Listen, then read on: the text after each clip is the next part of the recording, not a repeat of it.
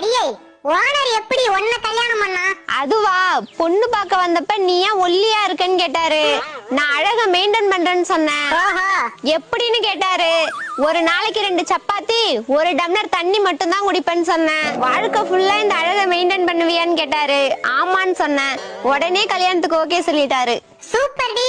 சரி சரி, ஓனர் வர, ஓடி போய் ஒளிஞ்சிக்க. அவன் என்ன சொல்றான்னு கேட்போம்.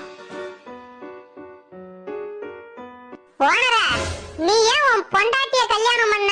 அது ஒண்ணும் இல்லடி, அவளை பொண்ணு பார்க்க போன அன்னைக்கு நீ ஏன் ஒல்லியா இருக்கன்னு கேட்டேன்.